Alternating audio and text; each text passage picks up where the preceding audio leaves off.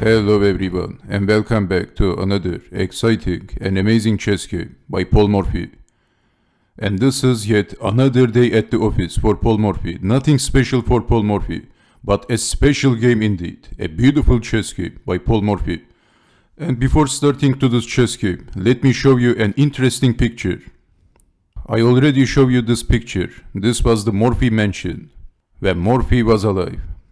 Probably one of the oldest photos of the Morphy mansion.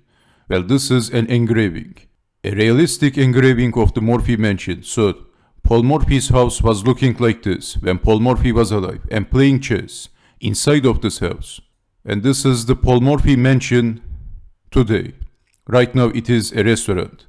So I believe this is also interesting. You can see the difference. It is not 100% the same.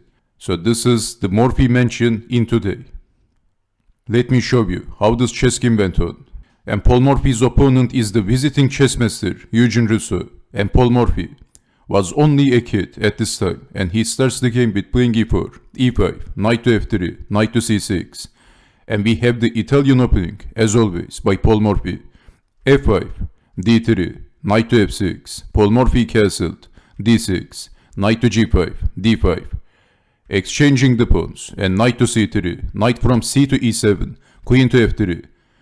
But we can say that Eugene Rousseau's position is passive. He has development problem, c6, and Paul Morphy likes to attack quickly, without wasting any time. He played knight from c to e4, feeding his knight to a pawn, sacrificing the knight, and if capturing the knight, attacking the king. Eugene Rousseau goes for it, capturing the knight, which is pretty dangerous against a chess player like Paul Morphy. Without any reason, Paul Morphy doesn't sacrifice a piece. So after this move, Morphy is attacking the king, checking the king, moving the king, the only move, checking the king, king to c7. Escaping, it looks like the king is escaping, but then capturing the pawn. Blocking with the queen, but this is walking into the foreking. Paul Morphy captured the queen.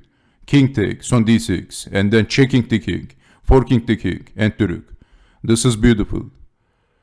E takes on d3, c takes on d3, king to f6, and b4, bishop to e6, rook to e1, bishop to g8.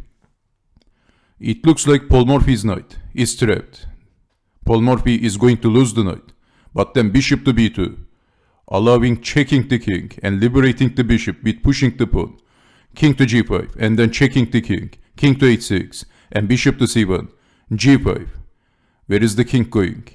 So Paul Morphy captured the pawn and Rousseau resigned. Very impressive, an impressive chess game by Paul Morphy. And let me show you the possible continuation. Bishop to g7, let's say. What happens then? Then here comes rook takes on d5, checkmate. There is no defense. This is a discovered check to the king, and black is getting checkmated. So after capturing the pawn, let's say knight to f6, then bishop takes on g8. If capturing back, then knight to f7, checkmate. Paul Morphy's pieces are working in perfect harmony, as you can see. A perfect attacking position by Paul Morphy, a very accurate and a very impressive chess game by Morphy when he was only a young kid. I believe he was 12 years old at this time, 12 or 13.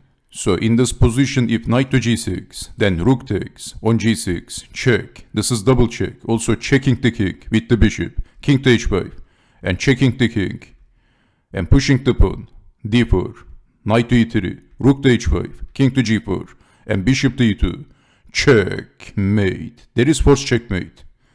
So black is getting checkmated. What an incredible chess game by Paul Morphy.